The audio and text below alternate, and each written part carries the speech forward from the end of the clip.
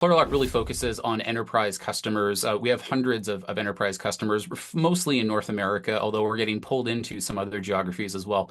But the U.S. Department of Defense, U.S. government, Canadian defense, and then large Fortune 2000 sized organizations is really our sweet spot.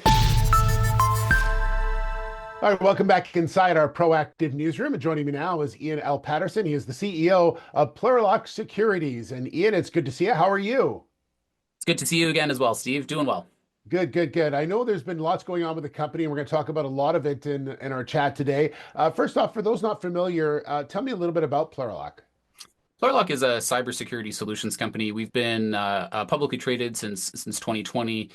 We saw tremendous growth 2021, 2022, really as a result of four key acquisitions that we made. 2023, 2024, and even into this year, 2025, really focused on organic growth. And we've had a whole string of recent sales wins, which I'm excited to talk to you about.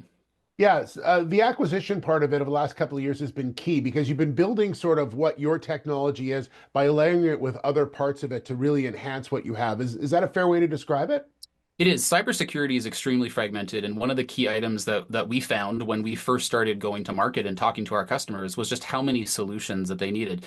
I mean, very early on, our two very early, excuse me, marquee customers were the U.S. Army and U.S. Department of Defense. And when we started working with them, we just realized how much need they actually have. And I think this really speaks to why cybersecurity is such a large industry. I mean, you and I both know the statistics are seemingly crazy. Trillions of dollars are going into this industry.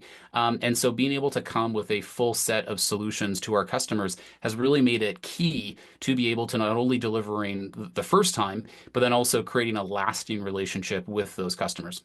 And that's how you were able to get some of these contracts that you were talking about recently. I'm talking about the U.S. side of things because the way it's set up is in essence you go into a procurement, and then once you get that sort of puts you in the system, and then things start to come after that.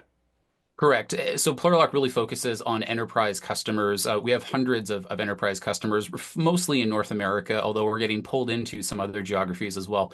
But the U.S. Department of Defense, U.S. government, Canadian defense, and then large Fortune 2000 sized organizations is really our sweet spot. You know, the key to doing business with these organizations is to your point, you need the right contracts in place, the contract vehicles or master service agreements. We have those.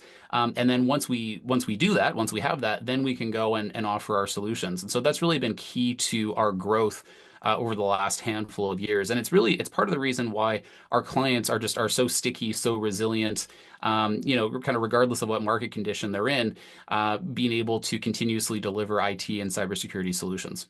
Yeah, and NASA headquarters was another one that I found really interesting because you think, well, it's NASA, but there's a lot of need for security within what they're doing as well. Well, interestingly, that specific contract, so we recently received an extension to our NASA SEWP contract, SEWP, but that actually gives us the ability to sell to anybody in the U.S. federal government. So technically, the organization that the contract is with is NASA, but it's called a government-wide acquisition contract, and so it gives us the ability to go sell to Department of Defense, U.S. Army, civilian agencies, etc. Yeah. I want to ask you about hospitals because you recently announced a big contract, 11-month contract with a top 10 US hospital. Is this something that you see as a great part of a growth for the company, is the hospital industry? Well, I would say commercial overall. And so we really bucket between the public sector, which for us is largely the Canadian and the US governments, and then private sector. And within the private sector, healthcare absolutely a key target for cyber criminals. I mean, we've seen over the last couple of years a huge spate of ransomware targeting healthcare organizations, both hospitals directly as well as ecosystem providers. So healthcare absolutely needs cybersecurity. It's part of our growing commercial practice. That particular customer has been a customer of ours for a number of years. This was actually a follow-on sale that we had made to them. And it's just a great example of being able to continuously deliver capabilities. You know, we talk sometimes about quality of revenue and repeatability of revenue. And even if it's technically a one-time contract, just the fact that we have a great history of being able to continuously deliver services for us means that it's very high quality revenue.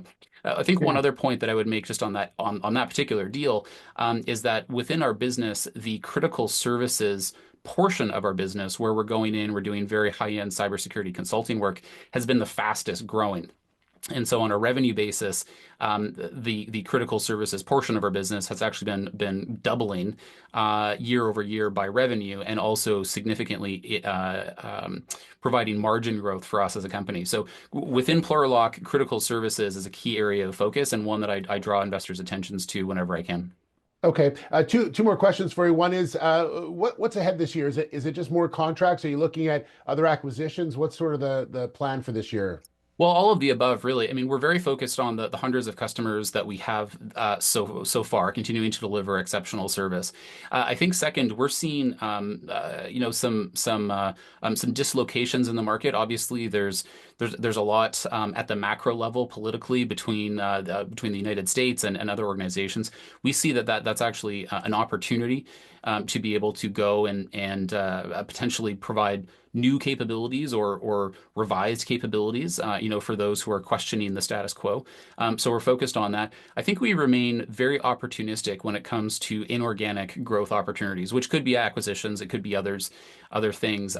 We have communicated to our investor base that we're also looking at U.S. options at a corporate level. Last year, we engaged an investment bank to review our U.S. strategic options. Because the reality is that even though we're a Canadian company, we're traded on the TSX Venture, over 90% of our business is in the United States, right? And so, we're one of those few companies where the majority of our revenue is American, despite being Canadian headquartered. So, I think that there's significant initiatives that we have both on the top line as well as the bottom line that we're focused on, and we think it's going to be a very busy year.